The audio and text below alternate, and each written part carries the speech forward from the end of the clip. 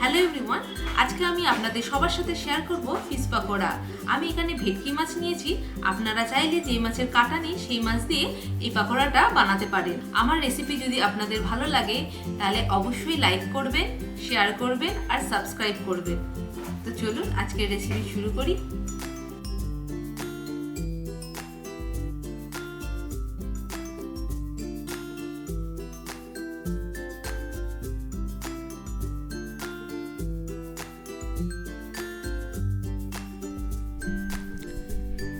Fish pakora বানানোর জন্য আমি এখানে 1 কেজি ভেটকি মাছ নিয়েছি। মাছগুলোকে ছোট ছোট করে কেটে নিতে হবে। সবার প্রথমে তো মিক্সার গ্রাইন্ডারে রসুন, আদা আর কাঁচা লঙ্কা নেব আর এটাকে বেটে নেব। রসুন, আদা আর কাঁচা লঙ্কাকে খুব বেশি বাটতে হবে না, এগুলোকে আধা বেটে নিতে হবে। এবার ফিশটাকে ম্যারিনেট করে নেব। ম্যারিনেশনের জন্য রসুন, আদা আর কাঁচা লঙ্কা বাটা, লেবুর রস, লবণ আর 2টো কাঁচা ডিম ফাটিয়ে এর মধ্যে দিয়ে দেব।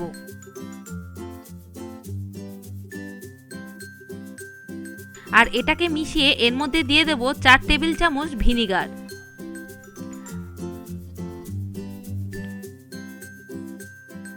এবার মাছটাকে খুব ভালো করে ম্যারিনেট করে মিনিমাম 1 ঘন্টার জন্য রেখে দেব। এতে ভেটকি মাছের মধ্যে যে গন্ধটা থাকে সেটা চলে যাবে। 1 ঘন্টা পর শুধু মাছগুলোকেই একটা প্লেটে তুলে নেব।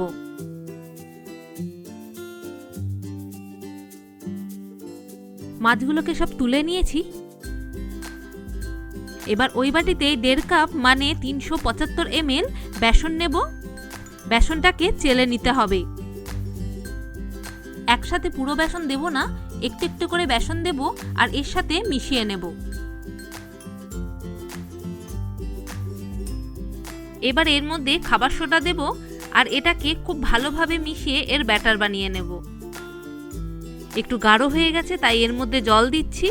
জল দিয়ে এটাকে ভালোভাবে গুলিয়ে নেব। এই ব্যাটারটা খুব বেশি গাঢ়ও হবে না আবার খুব বেশি পাতলাও হবে না। এবার এর মধ্যে একটু লবণ আর কাঁচা লঙ্কা দেব আর এটাকে মিশিয়ে নেব।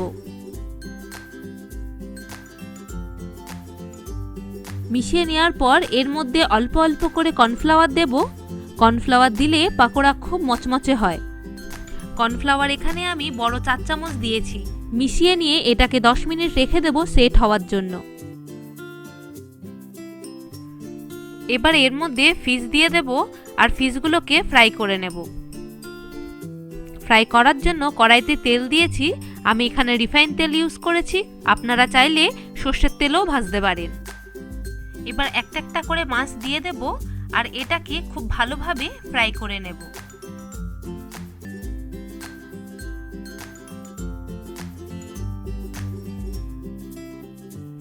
এক সাইড ফ্রাই হয়ে গেলে এটাকে উল্টে আরেক সাইডও ফ্রাই করে নেব।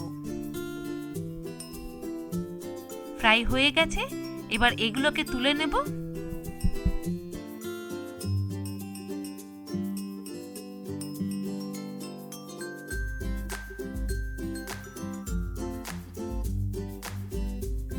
আবার একইভাবে বাকি মাছগুলোকেও ভেজে নেব।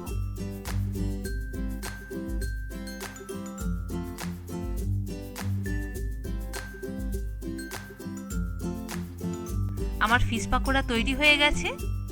আপনারা বাড়িতে অবশ্যই বানান আর আপনাদের কেমন লেগেছে আমাকে কমেন্ট করে অবশ্যই জানাবেন।